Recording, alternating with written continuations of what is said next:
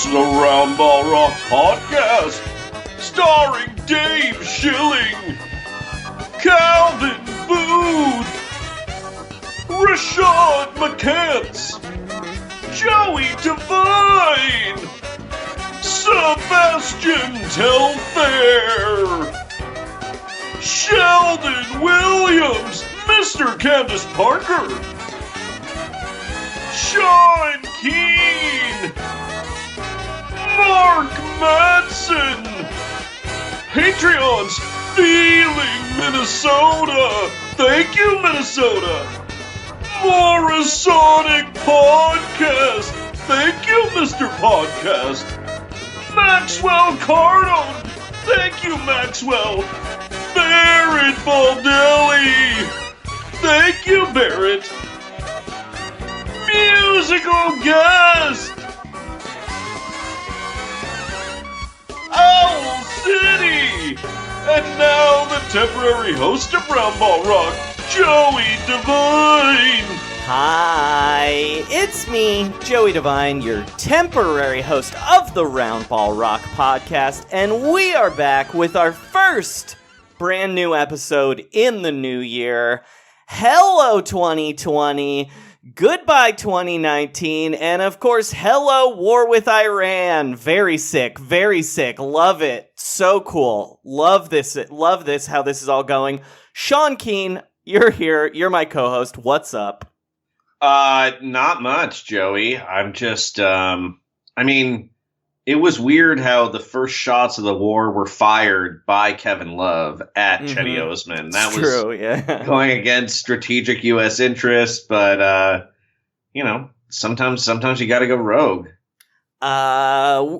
Just in case anyone cannot decipher sarcasm, war sucks, this sucks, fuck everything, I'm sorry. But before we get to everything else, some business off the top. Follow us on Twitter at RoundRockPod. Email us at roundrockpod@gmail.com. Subscribe to our Patreon at patreon.com/roundrockpod. And, or call us on the phone on the number you'll both hear later and can see in the description of the show. Do I have any other business to do, Sean? Did I remember it all? It's been so long. That's pretty tight. All right, sick. Sick AF, I would say. But not as sick as that Iranian... No, I'm not even... Yeah. Stop going to war! Yeah. There's no reason, and it's not going to work, for one. It's not going to be a winning effort. What are we trying to do? What would even be... what would it working even be? Do you know what I mean? I don't even know. It seems so pointless and so fucking stupid. And vote for Bernie Sanders, please. Yeah. I'm still holding out hope that Jill Stein will throw her doctor's hat back in the ring. Just because I remember when I gave $75,000 to that recount effort, Joey. You did, yeah. That wiped me out. That's why we had to start our Patreon. Yeah, I saving that. I was like, LA is expensive. And then I'm like, you know what? She was once an alderman, almost. Anyway, sorry to bum everybody out right off the top, but it really fucking sucks and I can't stop thinking about it. But you know what the other thing I can't stop thinking about is, Sean? What's that? We made a mistake on our last episode. Technically, a guest made a mistake. Well, you know what? Our guests are representative. I'm a team player, and unlike Kevin Love, I take responsibility for the mistakes my 900-year-old college coach, the children who play point guard with me, and our basketball feelings expert. Look, I will trust whatever she says about things in Canada because the real things already sound fake to me. But we know we're being confusing here. Sorry. Look, we have a correction. A listener called us in. Robot, play the correction.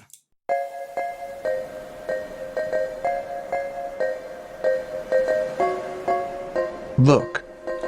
I know that Sean and Joey seem like they're incapable of making mistakes. But it's not true. Even gods make mistakes, which Sean and Joey definitely are. They made me say that. So here is a correction. That's right. We're doing corrections now. Everyone does whoopsie sometimes. Well, not me, because I'm a robot. Here's a correction.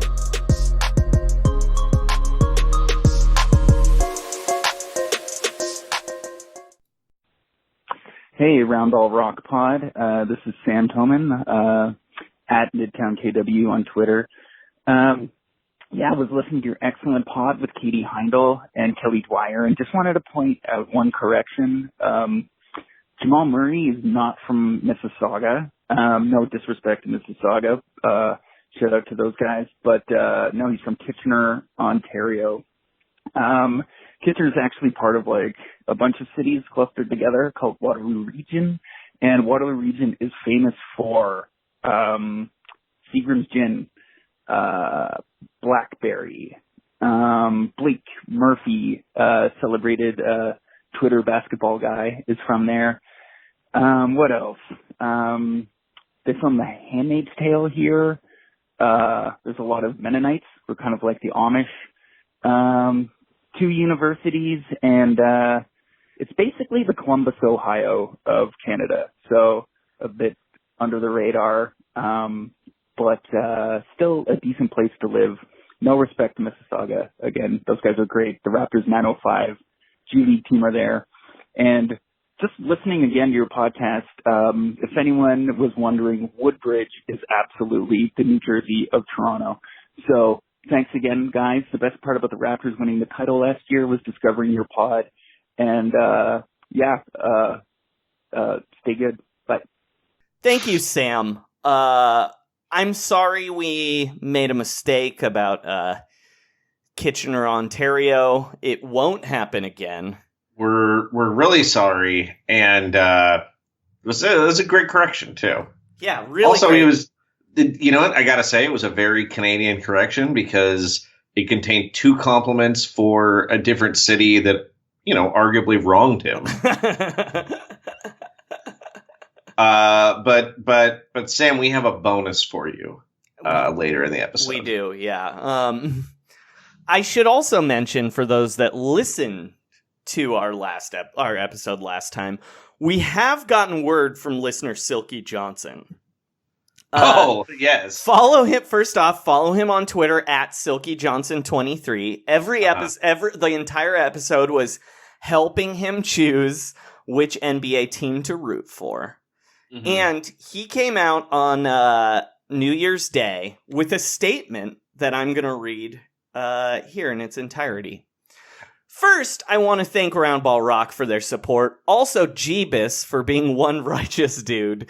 And a special shout out to all the coaches, NBA team governors, and fans for all the love that I've received during this process. Here are my top 3 choices for teams to root for. Hashtag Grind City. Hashtag Mile High Basketball. And hashtag Vice City. So his top 3 is, of course, the Memphis Grizzlies, the Denver Nuggets, and the Miami Heat. And I'm going to say right off the top, you know what? 3 good choices. If I was going to move teams, those would probably be my top 3. No, they're fantastic choices. I'm way into the Memphis Grizzlies, I have to say. Talking up John Morant, listening to the Fast Break Breakfast podcast. And makes me... and a secret podcast called that Grits will not and be named Grits and Grinds. We don't know who runs it. It's great. You should definitely subscribe to it, and don't tell any married women in the Nashville area about it. Right? I have an idea I want to announce for our show. Silky Johnson, before you make your decision, we want you to come on Round Ball Rock, and we will have 3 representatives from the fan bases of those 3 teams. Yeah. Pitch you on joining the team, and at the end of the episode, you will make your decision. Yeah, I think I have a representative in mind for each. I do too. Yeah, that's great. I'm sure it's the same 3. It's the same 3 people. But we will talk to them shortly. That being said, thank you, Silky Johnson. Thank you again for Sam in Kitchener. Follow him on Twitter at MidtownKW to learn all about Kitchener, Ontario, and, of course, the Waterloo region. We did get another call from another friend of ours. Should we play that right now? Oh, yeah.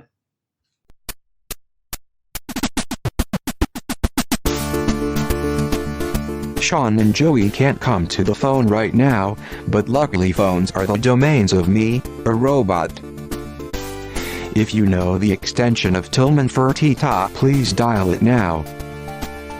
Press 1 to have a single beer with Zach Lowe. Press 2 for Senegal-related inquiries. Press 3 for movie times read by Brooke Lopez. Press 33 to hear problematic things Bill Simmons wrote in the early 2000s. Press 0 at any time to leave a message for Sean and Joey.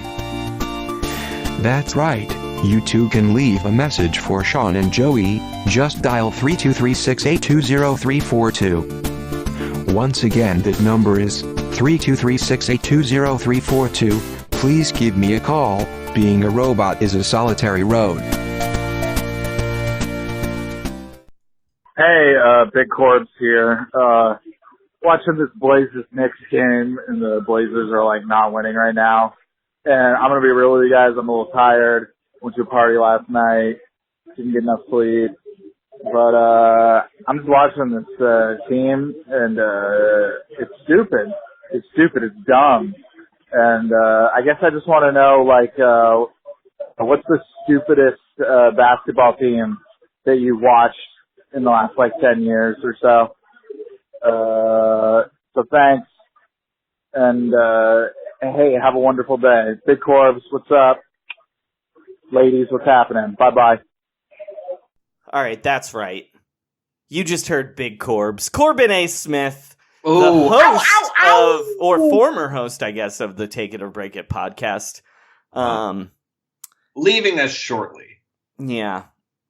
And he wanted to, of course, know, Sean, what's the stupidest basketball team that you watched in the last, like, 10 years or so?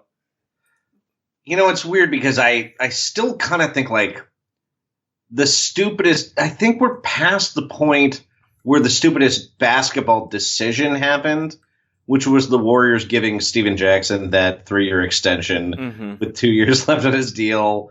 I think because they were scared of Steven Jackson, and then Steven Jackson almost immediately demanding a trade. The stupidest team in that time.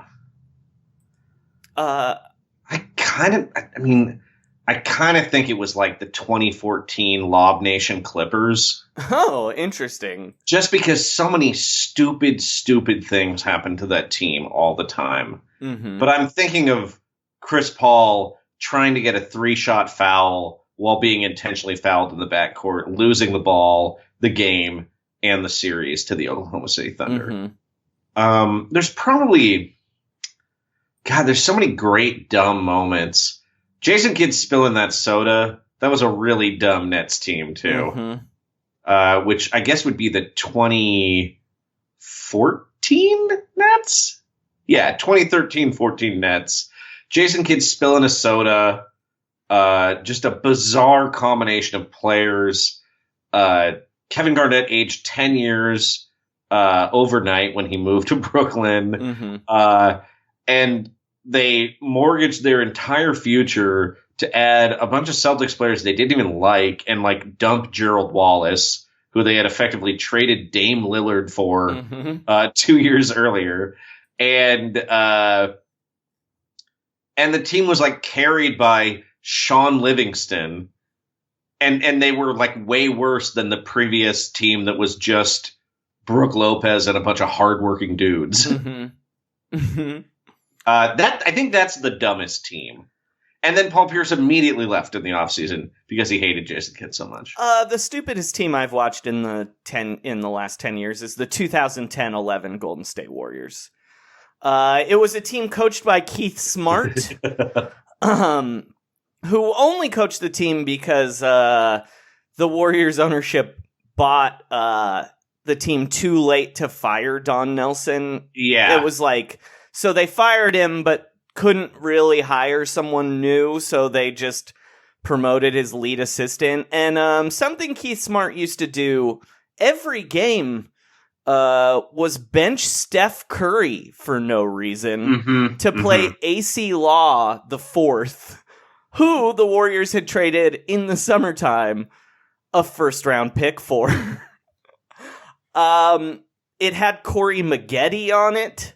Yeah. It had Charlie Bell, who showed up for a DUI hearing that year drunk. Yeah. This is not the one that has a matching tattoo with Kevin Durant. That is a different Charlie. Yeah. It had Dan Gadzarich on it. Incredible that who eventually did get them Draymond Green somehow. Their second best player was Reggie Williams. Yes. Even though Steph Curry was on the team, he was constantly being benched all the time. Well, and AC Law got it was crazy how much AC Law existed in our memory and how short a time he was on the team. Joey, do you know when AC Law got traded off of the Warriors? The next year? It was November 16th. They traded for him on June 25th. And this stuff was when you were saying it, I was getting mad at AC Law again. And then I was like, when did they finally get rid of him? And November. Oh, yeah. So they traded him, to get Raja Bell and Vladimir Radmanovic. A wonderful man, not a great player. Yeah, they decided they'd rather have AC Law than Jamal Crawford. They also, of course, had Jeremy Lin on the team, but cut him for no reason that summer. My God, I'm sorry. AC Law, they traded him. He came back for the 2010-11 season. Yeah. As a free agent. I'm sorry. Oh, Jesus Christ. No, he was there all year. Yeah. He was for sure there all year. I just got these insane transactions they make in this era. This team also had Al Thornton on it for some reason. But the real reason this was the dumbest team I'd watched is because it's the first year the Golden State Warriors played where they had David Lee instead of Anthony Randolph. Oh. I forgot about that. Yes, they did not have Anthony Randolph anymore. One of the dumbest players the Warriors had, I would say.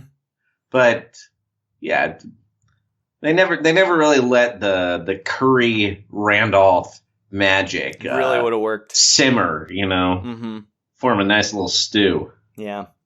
And of course, again, they had Jeremy Lin and then they cut him for no reason.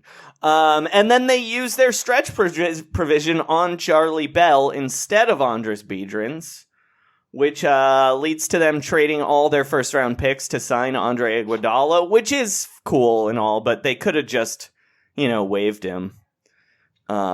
Yeah, they could have waived. Instead of the $3 million Charlie Bell contract. All right. What a team. So great. Is that the year? Yeah. Then, okay. What was your question? Go ahead. I remembered when the Rick Barry thing happened, and it was not that. It was the year it's the after. next year. Yeah. Do I have to play that because you mentioned it? Well. Yeah, I do, don't I? We are a podcast of laws.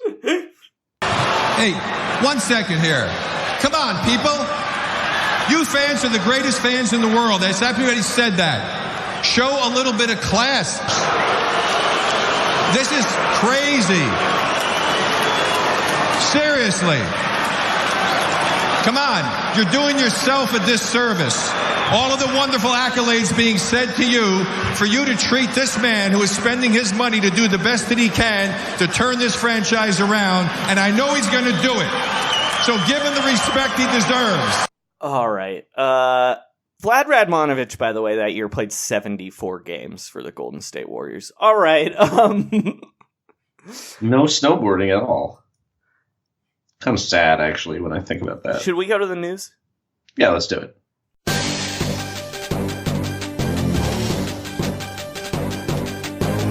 This is Round Ball Rock News. Basketball news. For humans and robots.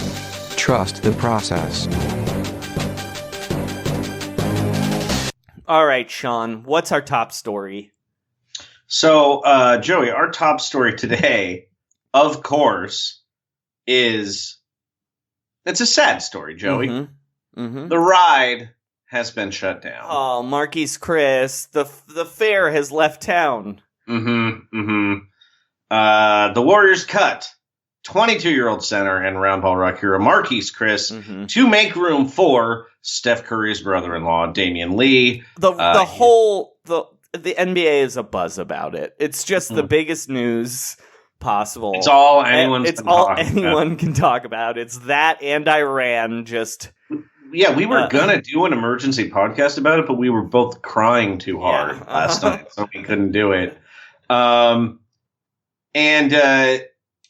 in his honor, the Warriors executed the worst 4-on-1 in the history of the NBA against the Ride's hometown team, the Sacramento Kings. So that was a fitting tribute to what Marquise Chris is all about. The only thing that would have made it more fitting is if Alan Smilagic had then pushed De'Aaron Fox into the crowd for no reason afterwards. Yeah, started a fight, and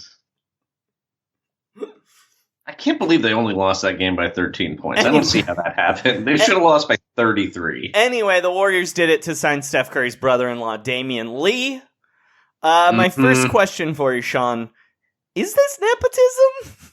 It is clearly nepotism. It's not. Damian Lee's been like their best player this year. It's really depressing. I don't know. This and the Curry family dynamic, I feel like it's basically, I think some of this is one of the reasons they did it was to make Austin Rivers feel worse about himself because he is now in the Curry family too.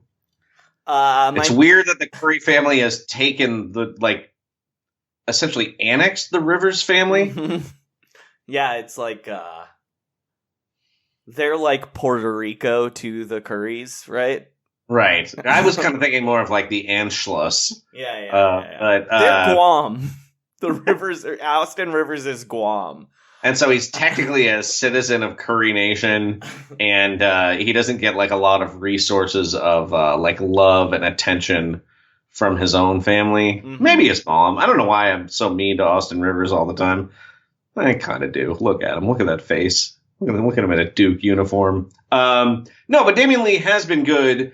Ironically, the reason he's had an opportunity to shine so much is that the Warriors chose Marquise Chris over Alfonso McKinney, their former... Who also got cut today.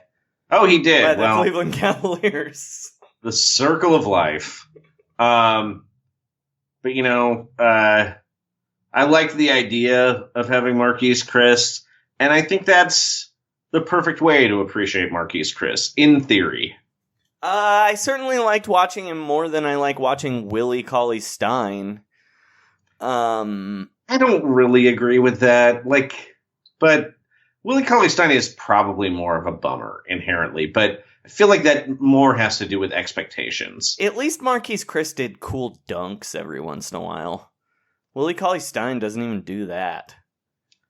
Marquise, I would say that I think after watching him for a whole season, I think Marquise Chris is still pretty bad at basketball. Oh yeah, for sure, dude. No, 100%. This is year 4. But that's part of the charm. No, I mean, look, I'd take the ride again in a second. I mean, and they didn't really want to cut him. They just ran out of time. Well, that's the problem. My next question for you, Sean, is does this mean no one wants to trade for all the veteran Warriors on one-year deals? I mean, I would say yes. Yeah, it's what it means. It's possible that they don't actually want to trade Willie Cauley-Stein yet, but also at the same time, I'm not sure who's clamoring for Willie Cauley-Stein right now. They have to trick Danny Ainge somehow. That's the only way. That's like, you need a different big. He's not trickable, but it's the only team that is like very clearly has a need for a different center. You know what I mean? I do think someone will trade for him, but it'll just be much closer to the deadline. Nobody wants to commit to Willie Cauley-Stein again right now. Like right now, he is like a recently divorced man on Tinder. You know what I mean? Where like it's not that much of an investment, but even just like the cost of your time, the opportunity cost, just it's a stay away. He's got the Warriors need to wait till somebody needs a wedding date. Maybe someone's widowed. You know what I mean? Like I still don't think he's been frustrating, but I don't think he's that bad, and he doesn't make much money. But at the same time, he's not a dude you dream on. He's you know bad. All right. His numbers are good though. Yeah, but anyway, he was also losing minutes to Marquise Chris. As early as 3 weeks ago. He got a little better after that happened, but still, that was... It's a bad sign. All right. I mean, the guys I think they were trying to trade quicker were Alec Burks and Glenn Robinson. I still think there might be a market for those guys, but just it's a weird, like, inertia of the NBA trade market. Okay, the joke of pretending this is the biggest story has now gone on too long. Right, we need to move on. Right. My real favorite story in a very long time happened this week. Kevin Love, Sean, threw a massive tantrum on the court. And this is, I want to point out, first off, Sean, do you have something to say here? I was just saying, walk us through what happened. Oh, yeah. First off, I want to point out that this is not even the first tantrum he's had on the court this year. He purposefully got a 3 in the key like a month ago. To like have a mini tantrum. And this is, I have watched this video so many times. It's unlike anything I've ever seen. So... it honestly looks like an art film. So the Cavs, the Cavs are winding the clock down to finish the half for no reason, first off. Let's start there. Colin Sexton is dribbling the ball, the timeout, even though there's an 8-second difference between the shot and game clock. Meanwhile, while that's happening, Kevin Love is standing in the paint with pretty deep positioning with Chris Paul on him, waving his hands while he and the coach glower and scream at each other. Yes. Then Kevin Love gets so fed up, he walks all the way up to Colin Sexton and screams for the ball. Yes. But at this point, there's 5 seconds left on the shot clock, right? Yeah, it's so weird that they're holding the ball that long, even to begin with, but... He finally gets the ball, and then realizes how much time is left on the shot clock, and overhead rifle passes it at Cedi Osman, and throws it so hard at Cedi Osman. Cedi Osman cannot catch it, who then heaves up a terrible contested three-pointer. If you haven't watched the video, I highly recommend you do. We're like 2 steps away from Kevin Love pulling a full Tannenbaum. Yeah, I think that's a very good way to describe it. And my thing is look, I loved watching this video so much. I love watching this video so much that I just never want Kevin Love to get traded because I only want to see more and more elaborate on court. Just rage outs. Yeah. The way he throws the ball to Chetty Osman is remarkable in its fury. And it's so unnecessary because it's like being mad at your wife and like kicking a dog, like what you hear about in like the 50s, like some shitty husband doing. Because Chetty Osman is not the problem. Everyone else is. He's like a child of abuse. Yeah, he is. He like the Cleveland Cavaliers are literally a broken home. And it's a broken home that Dan Gilbert's company is going to repossess because of the mortgage is underwater. So, Sean, I want to ask you, what is the next thing you'd like to see Kevin Love do in protest on the court? Okay, so he's punched a chair, mm-hmm. he's taken an intentional 3 seconds, mm-hmm. and he's just yelled at everybody. Mm-hmm. I want to see him try to foul out in the first quarter. Yeah. Just all like Euro fouls and like how many fouls can he commit before Beilein freaks out and pulls him? Because I think he might keep him in with 2. I think he if could they get happen to really 4. fast. I think he could get to 4 too. Yeah. So I think he could foul out before halftime. I don't know that he could do it in the first quarter, but I could see Kevin Love getting some real blatant technicals. Like intentionally untucking his jersey and just getting a bunch of delay of game technicals. I should point this out.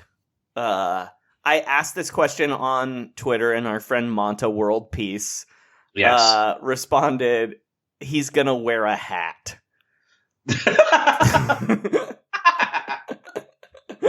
What do you think? Like a big cowboy hat?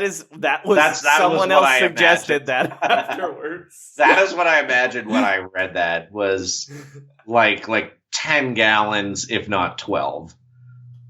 How many timeouts do you think Kevin Love could call to burn them all in the third quarter before he gets pulled? Could he use them all?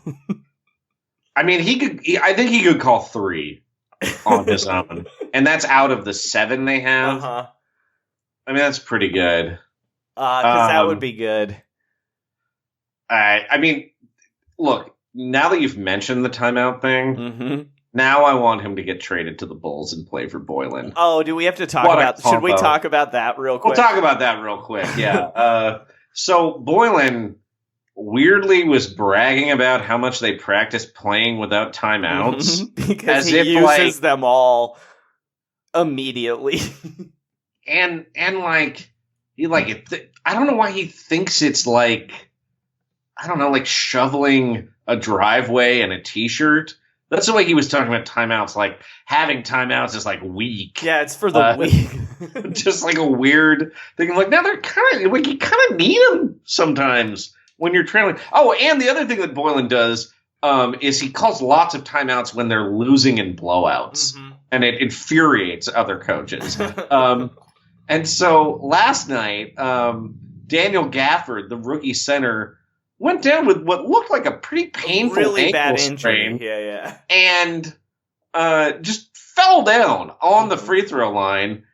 And did the ball go out of bounds, or there was a delay of game? But the Bulls did not call a timeout to get him out of the game. And Boylan said, the refs were even like, you see the guy's down? And Boylan's like, no, I'm subbing. And then Tim Hardaway Jr. had to intentionally foul somebody on the other end just so he could get out. It's like something you would have seen, like, you know how in soccer when someone's hurt, the team will like kick the ball out and then the other team just politely throws it back to them afterwards. Mm-hmm. This was the opposite of that. It really seemed like Boylan was like a dad who was mad at his son, Daniel Gafford. He is the most great Santini of NBA coaches. He came very close to just bouncing a basketball off of Gafford's But forehead. it's so crazy it happened 2 days after he was, like, bragging about playing without timeouts and how he doesn't mind burning them, and then a guy is hurt and he does not use one. It's insane. It's like the announcers have no idea what's happening because they have not seen that happen. Like, it's like that's why you get a lot of timeouts. So one is not that big a deal. Incredible. But back to Kevin Love. Yes. Sean, walk us through what happened after the game. So Kevin Love, embarrassed, clearly mad at the coach, wants to show that he's not He mad got at fined earlier that day. Oh, yes. He got fined for earlier yelling, that for day. screaming at Kobe Altman, the GM. And he said, I don't care. I have plenty of money when he was threatened with the fine. The fine was also $1,000. Which is so, look. I don't make very much money. But even if I really, really, really, really, really had to, I could pay $1,000 fine. You know what I mean? It would take me like a month's worth of work. Right. But if somebody fined me $1,000, I could pay it. Like, that is... But given what you make relative to Kevin Love... No, that's what I'm saying. Like, I am poor enough. You could still handle it. Yes, I am poor enough. Yeah, exactly. I shouldn't be what I'm saying is, look. I think you might not even think about it that much once you paid it too. I would, because I'd be like, oh man, I remember when I had to pay that $1,000 that really hurt this year. But now still, I'm in debtor's prison. Yeah, but still, like, again, I'm pro. Get fined $1,000 every day, Kevin Love. This is great. Oh yeah, for yelling at your boss in front of all your coworkers, and you're just giving back. Like, you're just giving back a fraction of stealing the worst man on earth's money. Like, do it. But I'm just saying, Kobe Altman, $1,000 fine is wild. I've never seen a fine that low in the NBA. Like, is this kangaroo court? At the end of a baseball season where they're like, you owe us $7 because you didn't bring donuts to the clubhouse that one time or whatever. Yeah. There weren't enough sunflower seeds in that backpack. That's so weird. Oh, yeah. So afterwards, Kevin Love makes a post on Instagram explaining that he loves his teammates, and then he gets very Kyrie. He's a little cryptic. Let me read the caption. Why am I making it sound like I'm like summarizing a novel here? Oh, while you brought up Kyrie, look, we have so much to cover, we can't do everything. Right. But we should mention that apparently the reason Kyrie is still hurt for the Nets is, and I'm not making this up, it seems like something we'd make up, but I swear to you, we did not. It's because he's trying to heal his shoulder using alternative medicine. Yeah, that's... He's going to be the first... He's going to be like the Steve Jobs of basketball. Yeah, he's going to actually die from like a torn labrum. I mean, how did that happen? And it's like, well, he just only ate fruit. I meant more his career's going to end just because he's like, no knee surgery for me. Yeah. I'm going to drink juice to make it better. Yeah. Okay, so before this Instagram post, 3 days ago, Kevin Love posted a picture of the Joker. Mm-hmm. The Walking Phoenix Joker. Golden Globe Award winner Joaquin Phoenix, the greatest actor of our generation, putting his fingers in his mouth to make the Joker smile. Mm-hmm. And the caption was, mood. And then, it was the same day. He posted that after. Yeah, go ahead. He posted pictures of him with his teammates. A lot of non-truths being shared, but I've learned we live in a world where people remember accusations and not rebuttals. Let them paint whatever picture they want. Fact is, and he uses an M dash, I love my teammates. And then 3 bicep emojis. Mm-hmm. And the first picture is him with his arm around Colin Sexton, and it looks pretty affectionate. Like, it's a good, like, side hug. He's got his hand on his shoulder. Looks kind of like a veteran leader. The next picture is him barely touching Chetty Osman's back. Mm-hmm. It is, I would describe the amount of contact as like first dance at the 6th grade prom. He's like 1 inch away from doing the Keanu Reeves hover hand.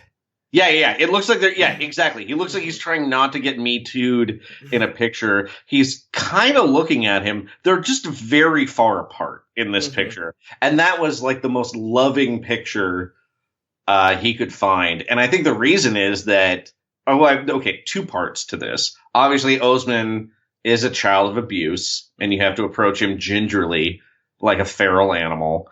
But also, Kevin Love, I don't think knows how to hug. Because I looked up some other pictures of Kevin Love, and there's a picture of him celebrating with LeBron, and he's lifting LeBron in the air, and he is hugging LeBron way too hard. I'm going to tell you why. Yeah. Do you think Mike Love knows how to hug? No way. Right. That's what you have to remember. This is the family he comes from. Uncle Mike, will you give me a hug? And he's like, not now, kid. Uncle Mike needs to find his cap. Mm-hmm. In Mike Love's book... Don't look at my bald spot, Kevin. Shoot more free throws. In Mike Love's book, there's a story about Dennis Wilson doing something bad. I don't remember what it was, but it was for sure bad. So Mike Love sends Kevin Love's dad, Bob, to Dennis Wilson's house, and he beats the shit out of him with the receiver of a phone. So, and yeah, Mike Love is telling this story like he's the hero. So yeah, I think it tracks that you wouldn't know how to hug if you were from that family. Yes. Anyway, keep stealing that money, Kevin Love, from Dan Gilbert. You're the best. This is the only cool thing you've ever done in your entire life. It's true. Except be the most famous college player when you were fat. That was also cool. That was pretty tight. Yeah. But you had been done a couple times. But also, you had a really bad pencil-thin beard, so it kind of counteracted it. It was weird. Yeah. And if you haven't seen a picture of what college Kevin Love looked like, look that up now and it'll blow your mind. We'll tweet one out I'm tomorrow. pretty sure they replaced Kevin Love at some point, is really what happened. It's like Andrew WK. So I would say... Joey, I just have a simple question. Uh-huh. How does the decision to hire a first-time NBA coach who is 66 years old look right now? Not great. Not great. Mm-hmm. Is he also from college, so he's used to just screaming and getting his way constantly? Yeah, at Michigan and West Virginia. And what were the players mad at him before? Because he named plays after animals? I don't remember. But that was also clearly coming from Kevin Love and Tristan absolutely. Thompson. It was. Hate it. And I do think for people who are like, Kevin Love signed that contract, he should eat a dick. I do think when he signed that, Cleveland was not actually planning to tank this hard. Yeah, they told him their whole plan was to compete. Right. And then what was going to happen in the draft? I'm sure Dan Gilbert thought because LeBron James had just left, they were going to give him the number 1 pick. It happened 3 out of 4 times last time, so I don't really blame him. But unfortunately, the league awarded New Orleans the number 1 pick for losing Anthony Davis instead. So tough luck. Hey, we had a trade, Sean. Oh, we did. Almost exactly 2 weeks ago. Oh yeah, sorry. Trades. That's right, we're talking about trades. /capspace URLs, you remember we talk about Capspace all the time in the program. /capspace, let them know that you came from us. Limited time only, terms apply. Protected picks. You can even create a beautiful website while listening to this podcast. Over 140 million people choose Wix to create their website. Create yours today. That's Wix.com/Woj, W-O-J, to get 10% off. Rights to euros that are never coming. Enter code NBA at checkout for $20 off your first order. Expiring salaries. If you missed it, we launched the Recapables Billions podcast on our Recapables feed. Treating people like they're assets and not people. ZipRecruiter.com/low post, LOWE post. ZipRecruiter, the smartest way to hire. Even robots know that basketball is a business, so players shouldn't have feelings because of business. Trades. All right. Almost exactly. Go ahead. What were you going to say? Because I'm going to leave that in. So. Oh, yeah. The trade was almost it was on December 23rd, just before Christmas, before we took our recording break. And it was what's like a it wasn't really a blockbuster as much as like a slight block gentrifier. I mean, I would more say. importantly, it was a trade when we hadn't had one of those since Russell Westbrook got traded. That's true. So Jordan Clarkson got traded to the Jazz for Dante Exum and 2 second-round picks. Mm-hmm. Sean, I want to ask you a question. It sort of feels like they overpaid for Jordan Clarkson a little bit, right? Like, sure, Exum is hurt all the time and paid more, but I don't know if I would trade 2 second-round picks for Jordan Clarkson. No, but what is Dante Exum's contract? I am not sure he makes how much he $10 makes million a year. Yeah, so he is. I would probably pay that to get rid of. Look, you and I think, have different levels of belief in Dante Exum, but essentially they're buying, they're selling those 2 second-round picks for Dante Exum's $9 million salary next year, I think. Because I think Jordan Clarkson's contract is up. Mm-hmm. Here's my thing. Dante Exum, who I like a lot, he's very good when he plays. In fact, he's not, though. That's the thing. But a few days ago, he had 28 points. Yeah, he's just... Okay, he was really good in the playoffs that one time. Limited minutes. He's just not really good at anything specific. He's fast, or he was fast. He's still only 24. Yes. But how many career games has he played? Not very many. But what I was going to say is this is another in a long line of not trading a guy for way too long and making him untouchable, you know? Where it's like, I like to call it the Rodrigue Beaubois, who was very famously a Dallas Mavericks French guy. Yes. Who scored 50 points in a game against the Warriors, I believe. But also was hurt all the time, and they kept making him untouchable, and like teams would ask for him for like really good players, and they'd be like, no, we're not giving up Rodrigue Beaubois. Yeah. And then Dirk Nowitzki didn't win a championship for 3 years because they held on to this injured guy. Roddy B, baby. I think you could also make an argument that Nick Batum was a Rodrigue Beaubois. He was like good though. Yeah, but it's still like one of those things where it's like, you know, people get blinded by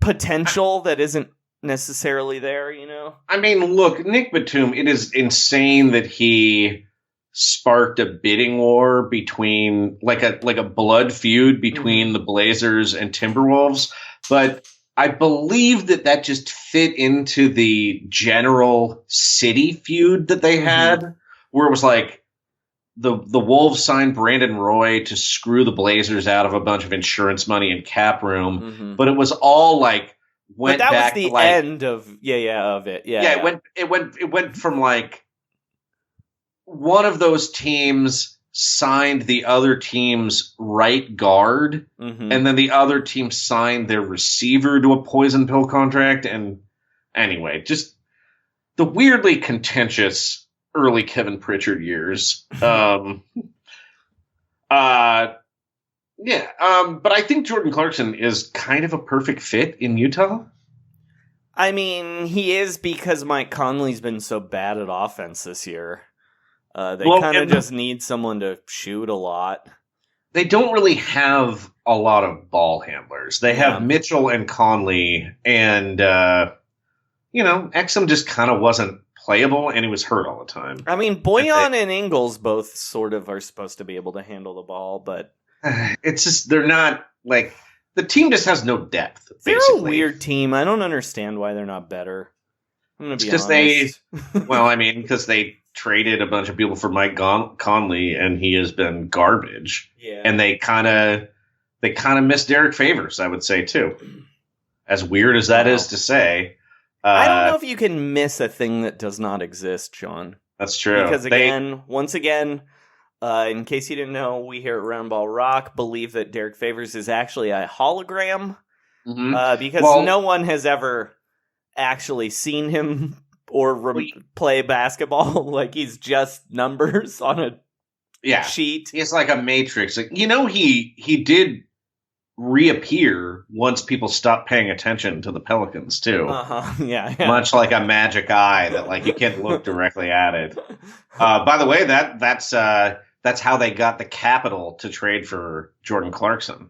Mm-hmm. This is the Smilogic pick they got that the Warriors sent a second-round pick in 2023 for Serbian teenager Helen Smilogic, and my new favorite Golden State Warrior. New favorite Golden State Warrior. That was the Pelicans flipped that for Derek Favors, and then the other pick they got is the pick that the Spurs sent the Utah Jazz 4 years ago for taking Boris Diaw so they could sign Pau Gasol. I'm going to say in hindsight, they should have stayed with Boris. Yeah. All right. Another big story we missed because we were on break. David Stern died.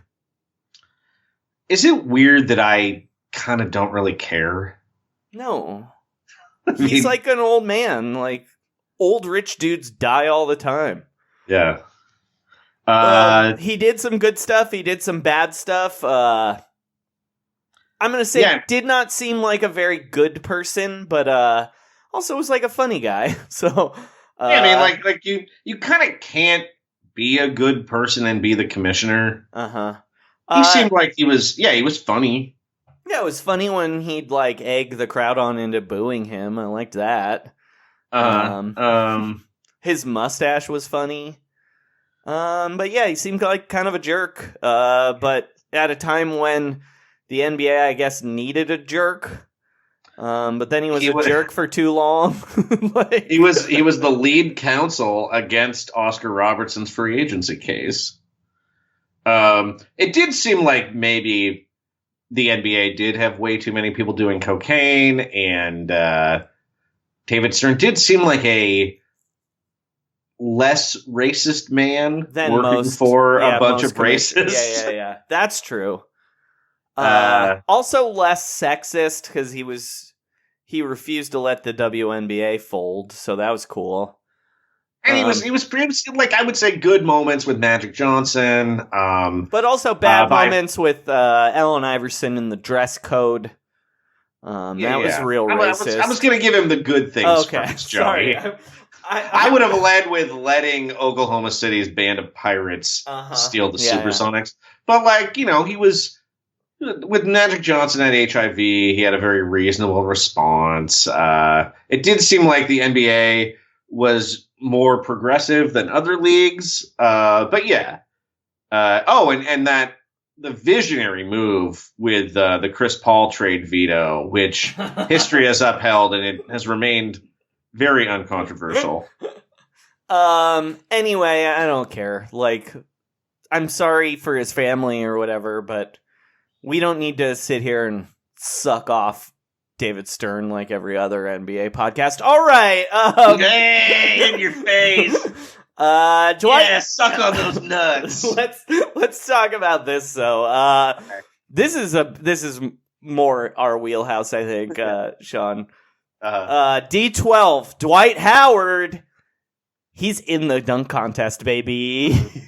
I'm way in. I don't think he'll be good, but whatever. Yeah. I mean, the problem with the dunk contest is it's a bunch of guys no one cares about competing. And it's like, even when a guy is pretty good, like Hamidou Diallo was pretty good last year, no one cares because he doesn't play in basketball games. Fucking Hamidou Diallo. Yeah, and like, and that big thing where they were like, we're going to bring in this great dunker from the G League to compete with these guys. And it was like, well, he's competing with guys that are one step out of the G League themselves. And but also, that guy's in the dunk contest again this year now that he's a real NBA player, Derek Jones Jr.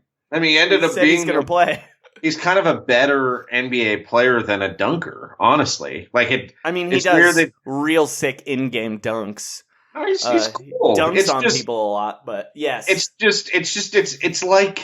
like anything. It's really hard to get motivated for a competition when you don't know anything about the teams involved and you don't have a rooting interest. And it's like, yeah, get more famous guys to be in the dunk contest. Yeah, like I would rather have a shittier dunk contest with more famous people. And that seems wrong, but I mean, also a little secret, Joey, not that much range between a good dunk and a great dunk. You know what I mean? Like, you're doing something clever, but like you know what I'm saying? Like the things I really liked was when people do insane things like having a mascot turn around on a hoverboard. Blowing out a birthday candle. That's not that good of a dunk. No. In fact, perfect example. One of my favorite dunks ever is a Dwight Howard dunk. And it's not the stupid Superman one. No. It's when he sticks that sticker of his face on top of the backboard. Yeah. And it takes everyone 15 minutes to realize what happened. Yeah, the same with the birthday cake dunk, where it's always like Ernie Johnson and Charles Barkley have no idea what happened, and Kenny Smith still doesn't get it immediately, but gets it a minute earlier than everyone else, and is like, he blew out the candle, and people are like, what? Yeah. So it was pretty far away. So here's my question for you, Sean. Yeah. What dunk do you want to see Dwight Howard do? Okay, I don't want to jump on what everyone else has said and some variation of the fart dunk.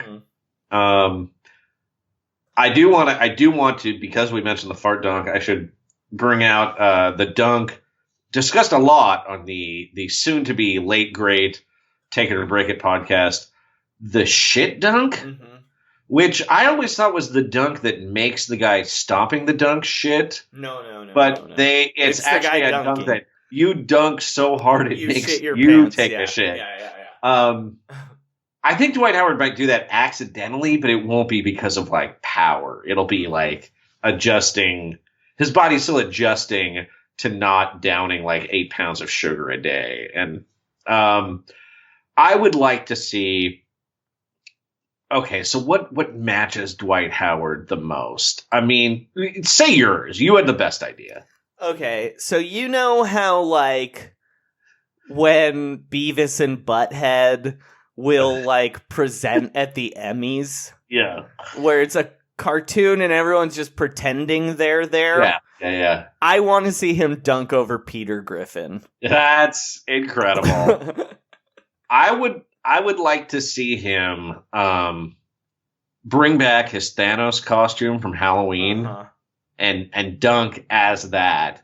But I kind of think it would fit Dwight Howard more if he dressed up as Austin Powers and dunked over a fembot. That's pretty good. That's the Dwight wheelhouse. Okay, here's another one I want to see. If we're doing costumes. Yeah. He brings his wife out. Okay. He's dressed as Borat. He's married? Okay, he had whatever. He brings a wife out, somebody's wife. Yeah. He's dressed as Borat. He dunks over the wife. You know what I mean? That's pretty good. I'd also like to see a move where he brings out LeBron to throw him a lob off the backboard. And so they set it up, and LeBron intentionally misses it twice. Mm-hmm. And they both act like, oh, what's going on? And then he throws up a lob. Dwight goes up to get it, but actually bounces it off the backboard himself. And Alex Caruso has meanwhile sprinted out of a seat, and he catches that lob and he dunks it instead. And then Dwight's like, look, I'm all about team now. Okay. I'd also like to see him do what's called the Jose Canseco.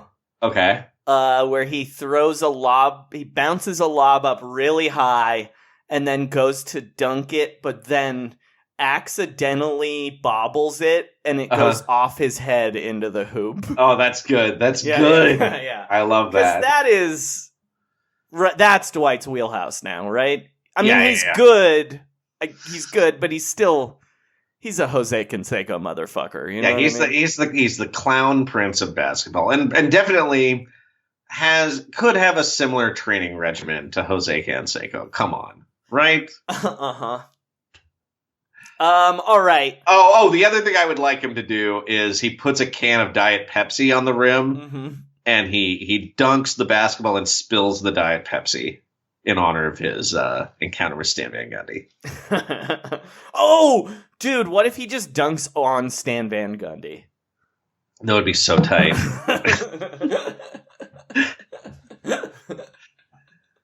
All right. Sean, do you want to talk about our next story here? Yeah, sure. I was just amazed at this. Like, it's not a surprise that the Heat are retiring Dwayne Wade's jersey. It is somewhat of a surprise that it's a 3-day ceremony. Thanks to Katie Heindel for pointing this out at Whatevs. I'll just read this press release. On the Friday before, they're retiring his jersey on a Saturday game against the Cavs, Dwayne Wade's true team. They're not going to do it when LeBron is there? They might have missed that opportunity. I don't know. That's fucking weird. The Cavs? Is it because both LeBron and Shaq played there? His two best teammates? Yeah, his two best teammates. His favorite teammates, Shaq, LeBron, and Zydrunas Ilgauskas.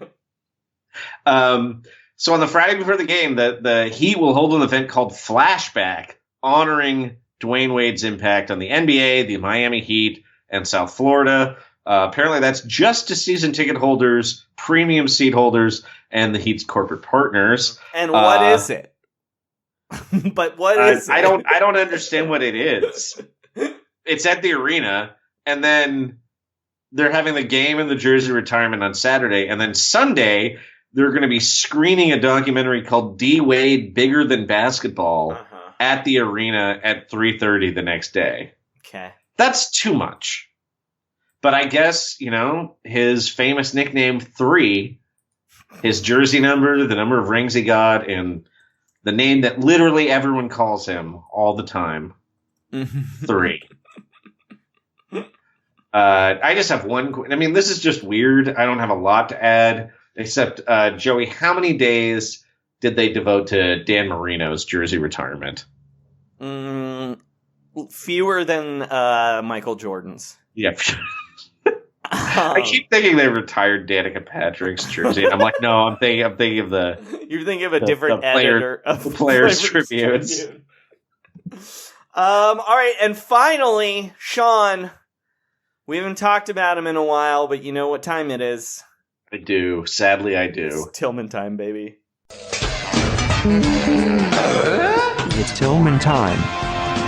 That's right. Texas Tillman, Trump supporter, steakhouse man, and billionaire buyer. Houston Rockets motherfucker. Tillman time.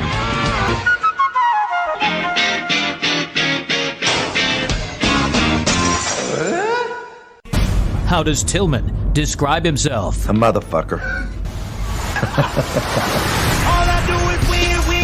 Tillman time. All right, Sean. What's going on with the owner, with Tillman Fertitta, the owner of the Houston Rockets and of multiple high and low end chain restaurants? Yes. Well, he's been a little quiet recently. He has. Might be the new year. He made a resolution, but he's back, releasing Gary Clark, the backup who played his way into the Rockets rotation and all of our hearts this year. He was released because his contract was imminently guaranteed. Yeah, he's and the Heat want to either sign him to a team-friendly contract, which they attempted to do. Who was the guy they tried to do this with last year? Daniel House. Yes, who did get a long-term deal, but it was not as team-friendly as perhaps Tillman had hoped, I believe, was the result of that, right? So, and they've said that they might just try to fill his spot on the buyout market. So once again, doesn't seem like Tillman wants to spend a great deal of money on the Houston Rockets. And it's possible maybe Ben McLemore has just taken his spot. Sean, can I read you some quotes? Look, I do actually have a Tillman Fertitta Google alert, but somehow I missed this one. This is an old one, but I feel like we should read this. This is from September 2019. It's a Yahoo Finance article, and it's called Houston Rockets owner Tillman Fertitta on why, quote, socialism scares the hell out of me, unquote. And here's here's the quote. Socialism scares the hell out of me because you will shut people down like myself, who every day is building something, creating jobs, employing people, waving people to save money. Quote, I am the American dream. Anybody can do it if I can do it. Believe me, I'm not the smartest in the room. I just worked really hard, and socialism really scares me. Tillman gets a bunch of government subsidies for a lot of his projects. Yeah. But that does mesh with the tone of "Shut Up and Listen," the Tillman Fertitta audiobook, which that I we've listen yet to every minute of. I haven't done it yet.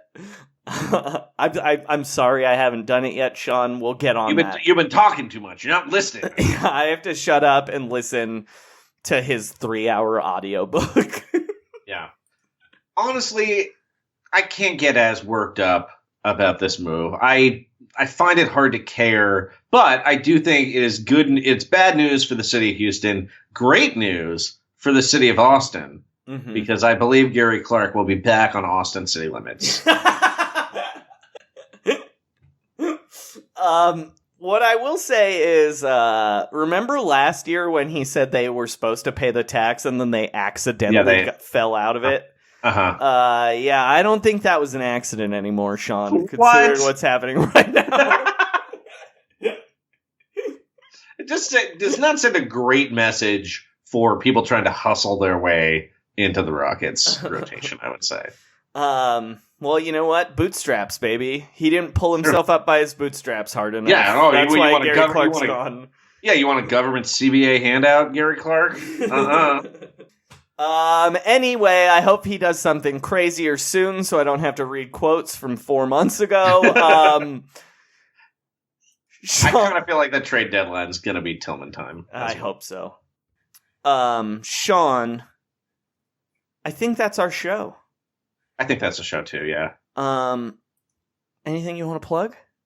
I've got some stuff on Yardbarker this week. I controversially called for the trade of Joel Embiid. Oh yeah, are people mad at you for that? They kind of were, and then other people were like, "Well, they got to trade one of them."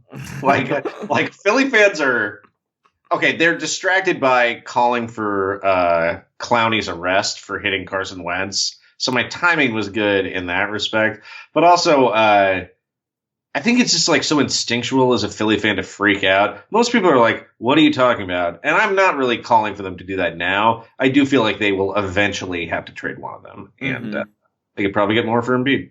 That's all. And he's he's a big old center playing in 2020.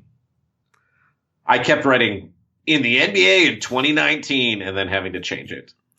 As for me, you can always follow me on Twitter at Frankie Muniz, where boy did I tweet a lot of good stuff over the break. On January 6th, I tweeted, I just waited on hold with the IRS for over 78 minutes, and they just ended the call. FML equals Frankie Muniz's life. Whoa! By the way, check out Joey's Instagram, at Frankie Muniz on Instagram, for a truly bizarre video of Frankie renting out a Boston market for his girlfriend's birthday. I don't think he really rented it out. I think it was just empty. I mean... and he made that joke. But who knows?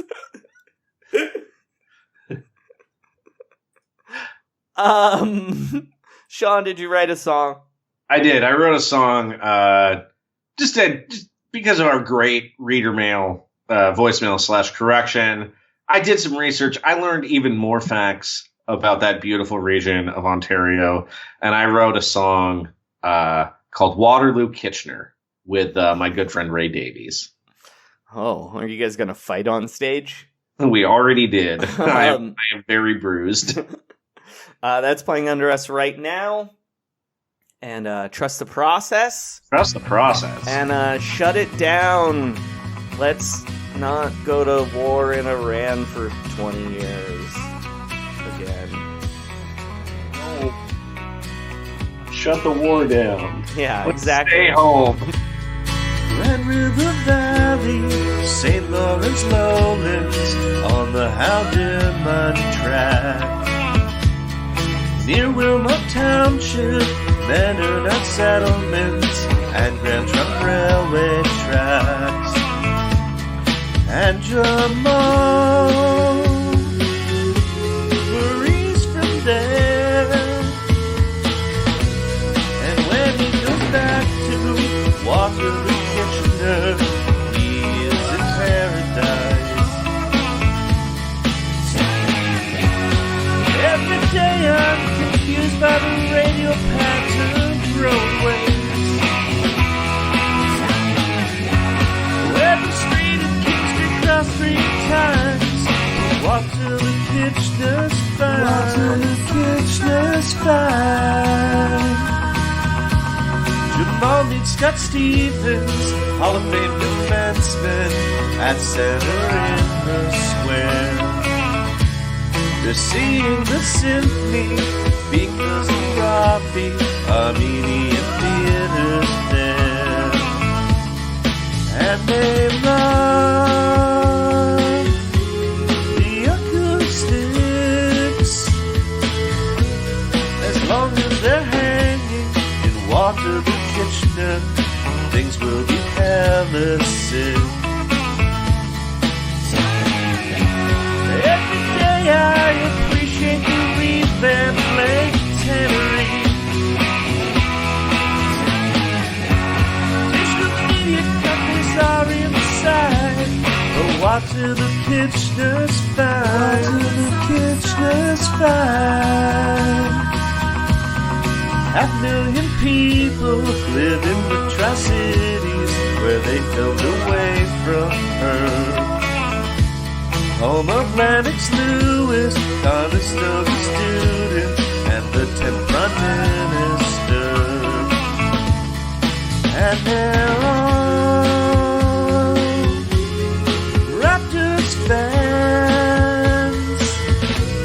But if Jamal's playing Waterloo, Kitchener, we'll root for him 'cause they're nice. And when